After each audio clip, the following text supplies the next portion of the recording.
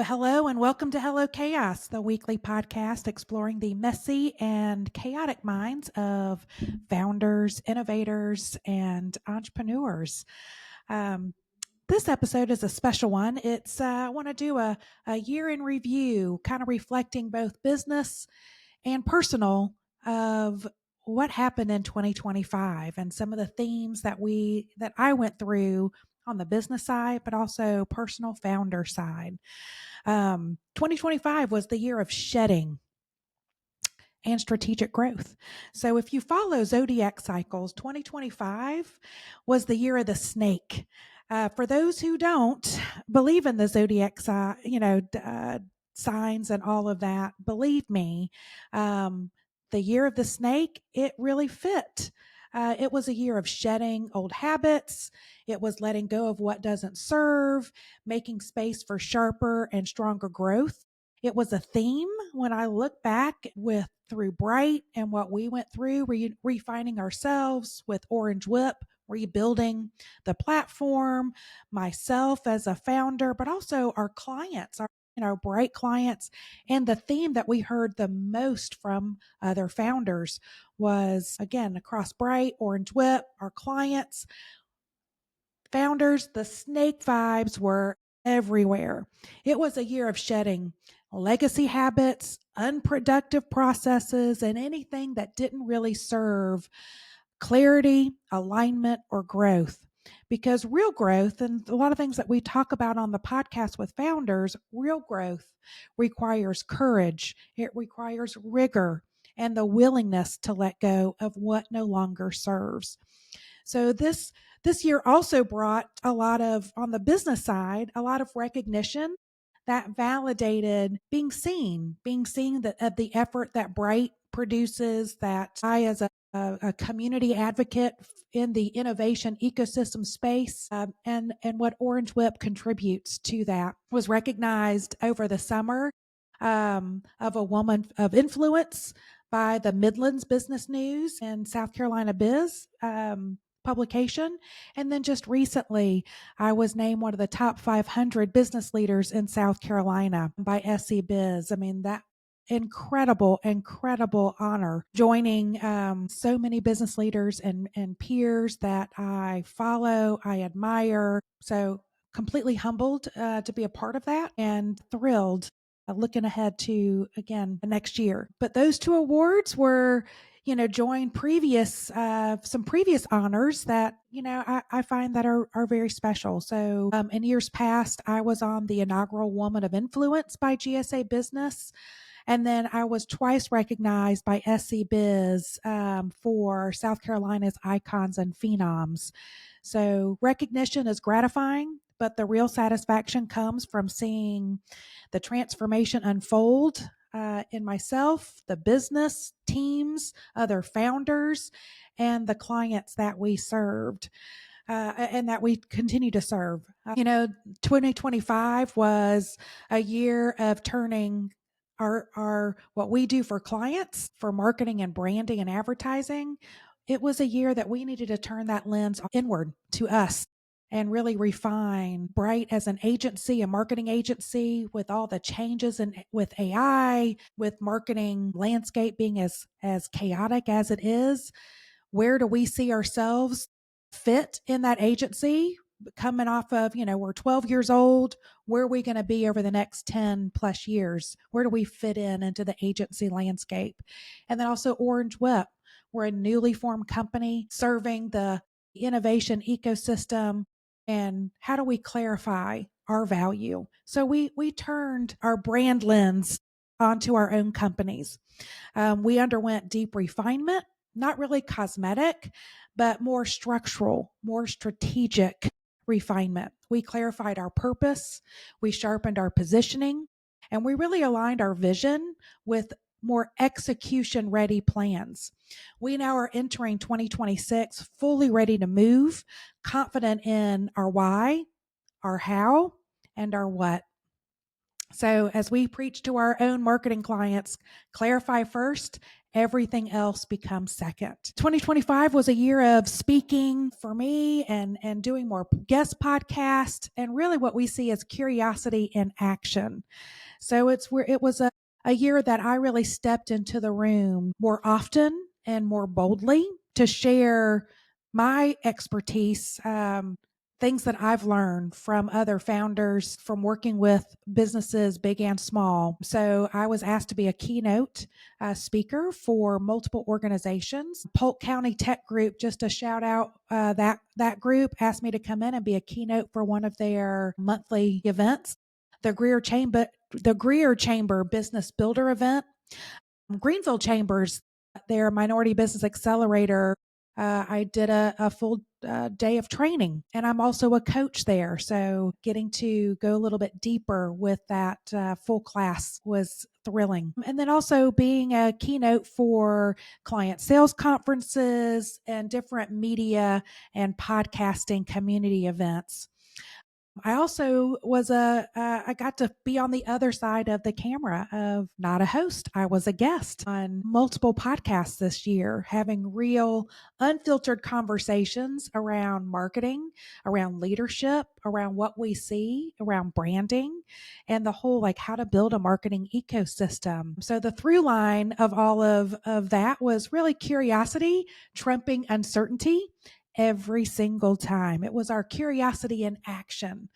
2025, in our bright refinement, we launched our brand therapy and Inside Out series.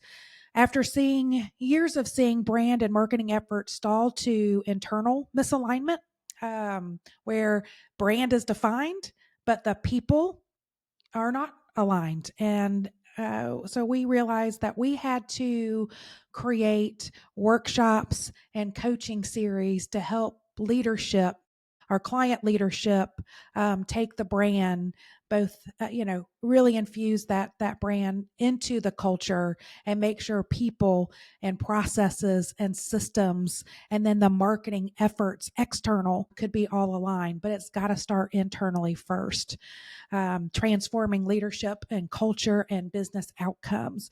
So we started the Joy Lab workshop, Lemonading our culture code, which is a workshop series, coaching series, innovation sprints. So these are programs designed to be more transformative.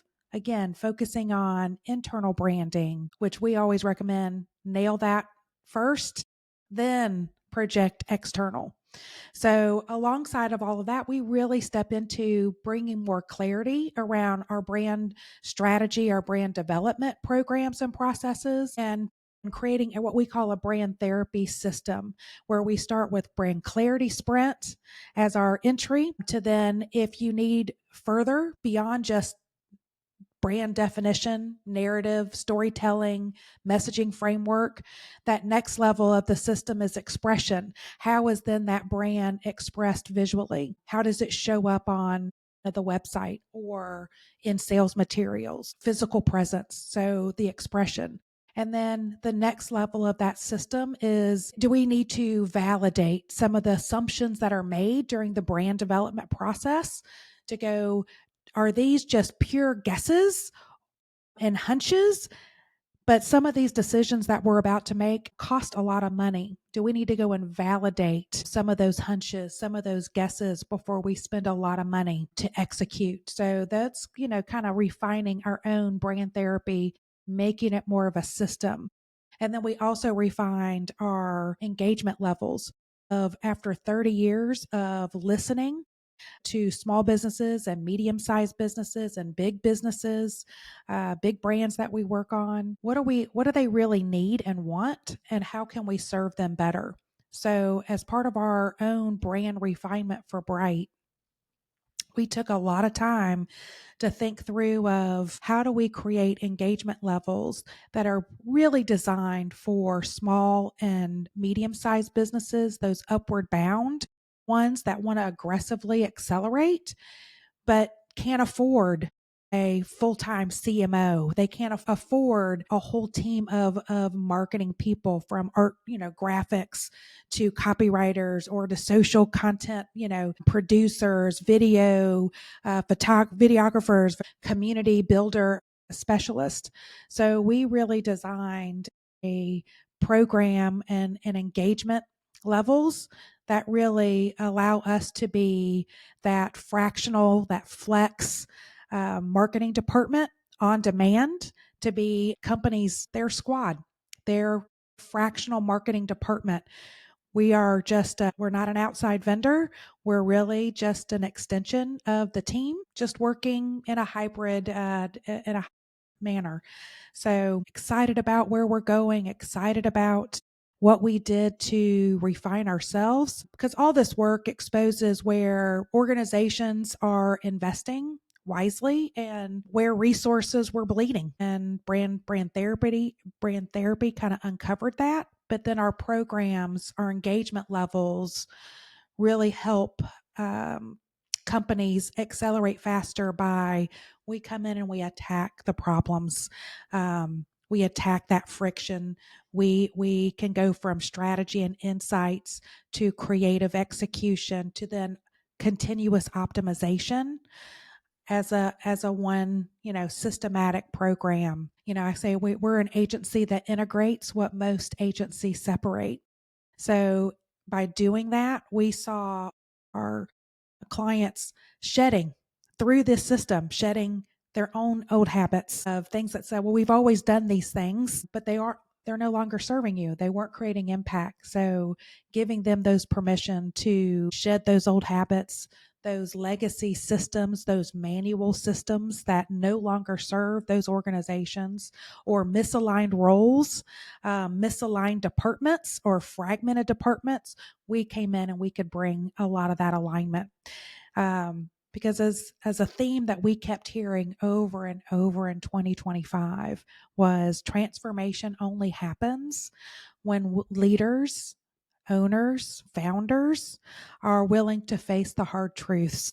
As we say, when we get into a company, we discover all the ugly babies. We discover the pretty babies, but we also uncover all the ugliness. And I commend the leaders of those companies that brought us in, were brave to bring us in. They needed help, which is not easy for a lot of people to ask for help.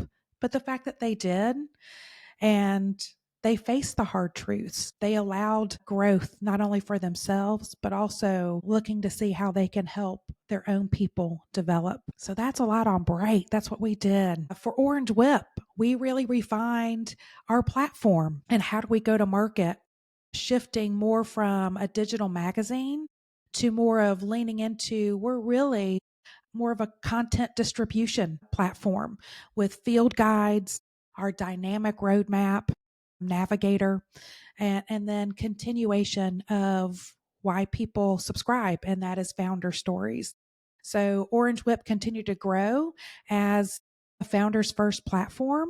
We produced multiple guides, field guides on different subjects, different topics. So, from South Carolina's innovation ecosystem, where we look at what's good and where are the gaps and where do we need to go, looking at it from a very independent lens and also looking at it through the lens of the founder, the innovation point of view. We also did several startup guides, accelerator resource guides, so several of those field guides looking for sponsors and underwriters so that we can kind of finish those up and publish those and make those accessible for our founder community. We also interviewed over 150 founders for the Hello Chaos podcast. We have refined our process and our system for producing the podcast. We run a quarter ahead. So when people book their recording time, we're recording those and then we flight those in usually 90 days to 180 days later. So it's a great system. So if you are a founder and you're listening to this, jump on the link. You can go to the website, OrangeWIP, that is orangewip.com. Go to the Hello Chaos page and hit that recording link find that schedule, jump on, because the sooner you get recording is the sooner we get to be able to distribute it to our growing founder community, but also all podcast platforms and our YouTube channel. So we're always seeking underwriters and sponsors to expand and amplify the access to our resources, the access to our founder stories, always looking for sponsors for the podcast. So if you're interested, give us a shout. Go to orangewhip.com. OrangeWhip, we also grew our founder community. We're growing at, 20,000 plus subscribers. We also grew our social network and our overall community by 800%. So kudos to the OrangeWIP team and really the Bright team, who's the studio, the content studio, and the community builders for OrangeWIP. So, shout out. Could not do the work without them.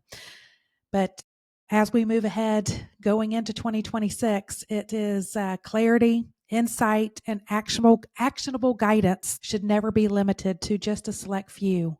We need these stories out. We need these resources out. So come and support us. Share your story. Some other things that were reflective of things that were done this year in that writing, publishing, daily practice for me personally of relentless content creation. I'm almost finished with my book. Curiosity killed the campaign, and that's a good thing. Got like small editing to do, and I hope by the end of the year, by the time this podcast airs, that it will be en route to be printed. We also wrote 100 articles or more across both Brightly Speaking blog and then the OrangeWhip, the field notes. So look to those. Those are great resources. And then for me personally, I made a goal to post daily on LinkedIn, and I did.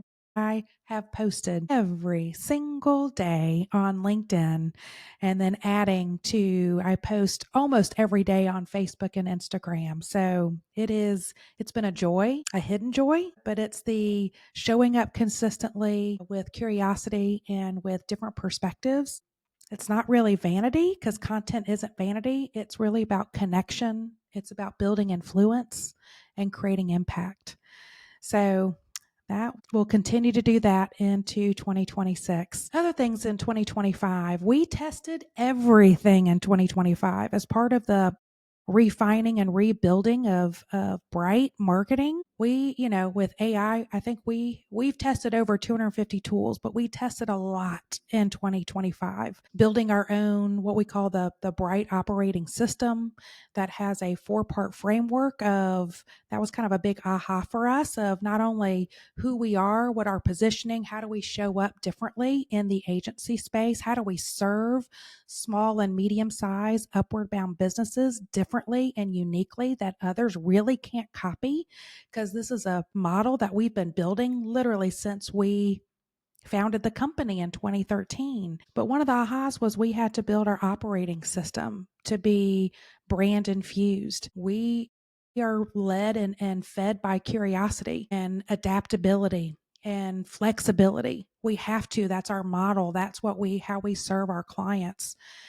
But that means that our tools had to be just as adaptive. So we had to rewrite a lot of our systems, a lot of our processes, and then find tools that met those needs, met the ability to bring our brand forward and be fully aligned.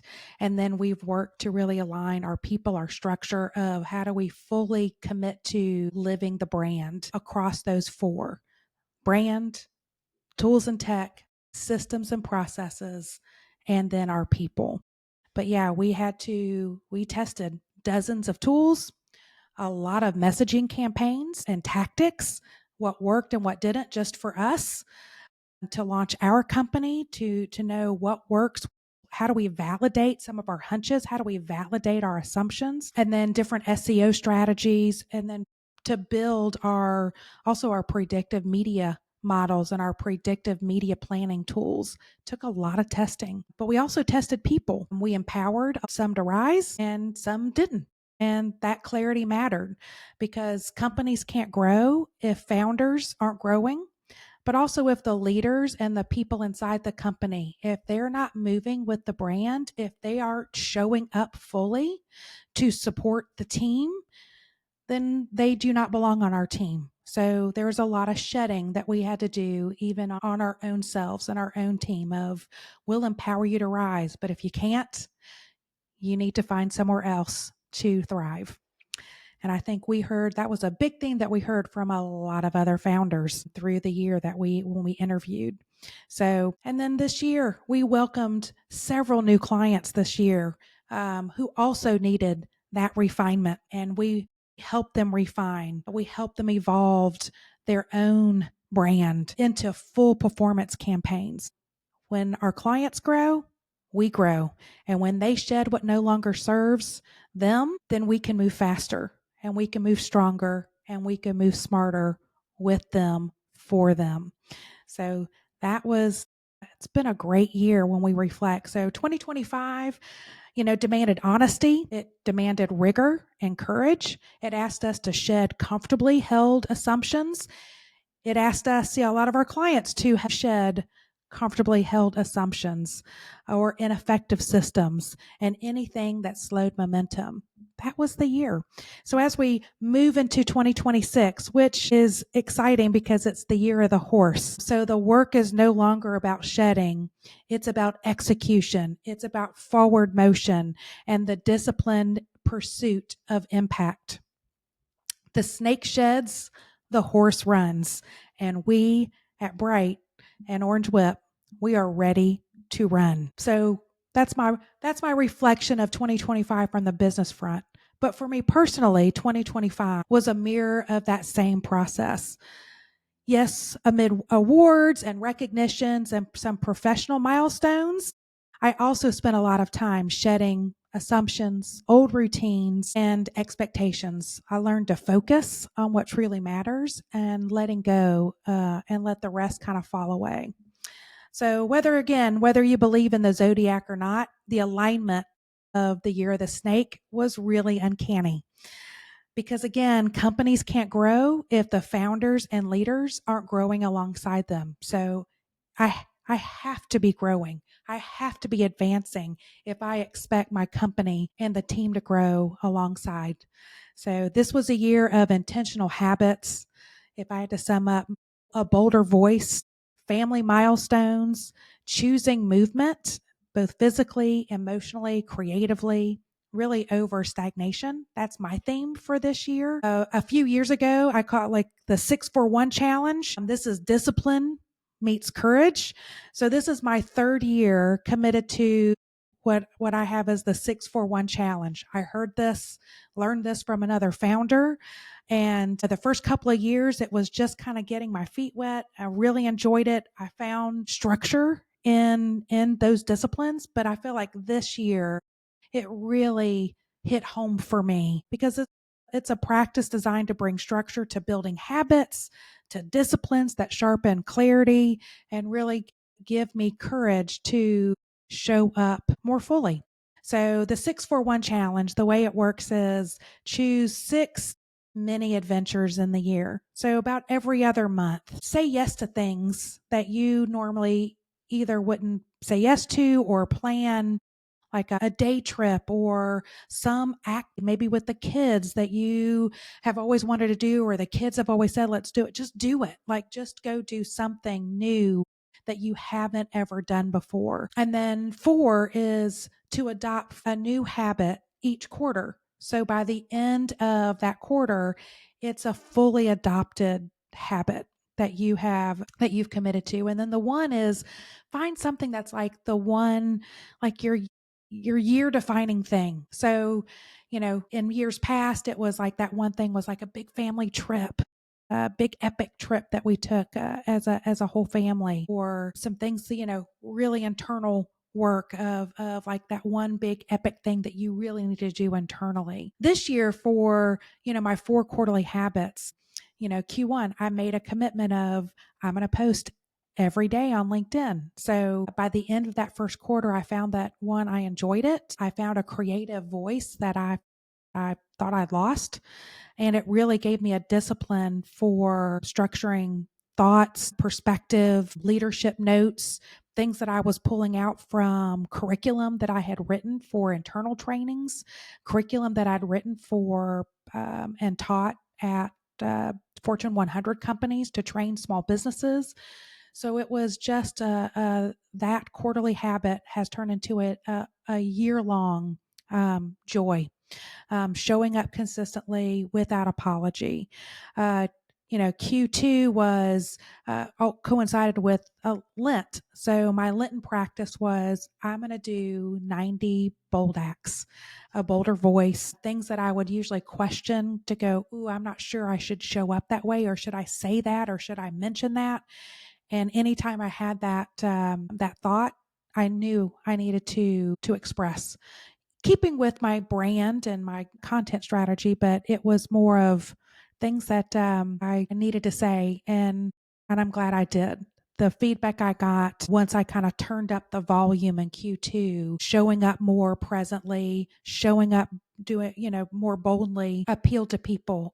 It really I made more connections in that second quarter than I had in the last 5 years, all through, again, community building. Third quarter was look to do daily scripture readings, of waking up in the morning, and that was the first thing I did. And actually that helped fuel some of my posts and my articles that I wrote, because the scripture readings through my lens as a founder, as a mom, as a community leader, that's the lens I used, and it gave me grounding each day. It allowed me to reflect again through that lens, and to share a perspective of how do I show up leading like Christ would, leading like Jesus would. And I noticed that other leaders were responding with more positivity, optimism, and hope. So it is a habit that I've enjoyed and I will continue. Q4 was I needed to do something daily, again, more movement.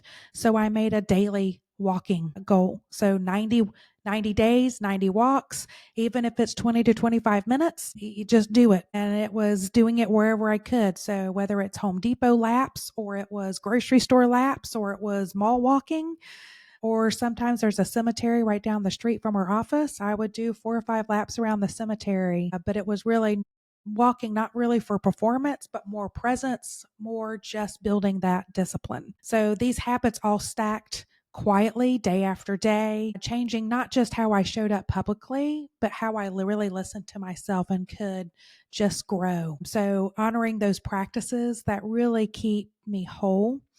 And I've carried a lot of those rituals that I've done in the last couple of years that really become non-negotiables. The first year I did the 6-for-1 challenge. One of the habits was my 1, 2, 3 journal. And again, I don't journal like these, big long. I answer 3 questions every night, and note them, and that is what brings me joy, or what brought me the most joy that day. 2 is what's giving the most angst before I go to bed, what's still cluttering my mind, my heart, just as that anxiety, that angst, or maybe I'm disappointed in myself for something, but just to get it out, write it down. And the third is what am I most looking forward to tomorrow? So that was a habit that I started 3 year, this is my third year, and I've noticed how that has helped give just a different perspective of the things and how I've changed and how I've evolved. But other habits, I still keep to this day that I learned through this 6-for-1 challenge: sound baths, yoga, stretching, intuitive reflexes and movements, salt baths, lymphatic massages. So these practices weren't indulgences, they're maintenance, the kind that keeps the nervous system regulated and the creative mind open. 2025 wasn't all grind and reflection either. Those many adventures also filled my year. So wine tours and ladies' day trips to museums, to waterfall hikes, exploring new cities and familiar places through kind of fresh lens, visiting family that I hadn't visited. So these moments matter, as they always do, but finding those little mini adventures is something that I'm most looking forward to in the year. 2025 wasn't just my year of becoming. It was, looking back, I'm a mom of 4. It was a year of becoming for all of us, for all my kids. Each of them crossed some meaningful threshold, big milestones. My baby, my youngest, she graduated from middle school, stepping into a new chapter of independence and confidence and entering into high school. My second child graduated from college, my alma mater, Indiana University. Go Hoosiers, especially, let's see you in the Rose Bowl. But it was a full circle moment that landed straight in my heart, and seeing him enter into the workforce, buying his first condo and property in Chicago. He's just thriving, and to watch that was a big milestone for him. And then my oldest spreading her wings, just recently graduating from United Airlines training and stepping fully into her life as a flight attendant.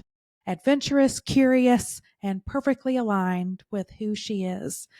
And then my third baby earned most improved on his high school baseball team, deepened his commitment into community service, and exploring engineering as a future path, learning that growth isn't always loud, but it is always earned. So, watching my kids discover who they are and learning how to thrive in their own ways has been one of the greatest gifts this year. They're not just growing up, they're really growing into themselves.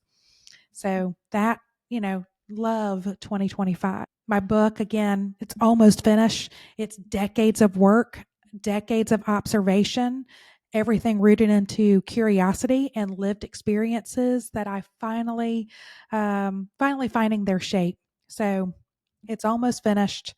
I'm very excited, looking forward to that getting published. So it just feels like it's shedding something I've carried for a really, really long time and getting it out on paper. So closing this year, the snake sheds not because it wants to, but because it must.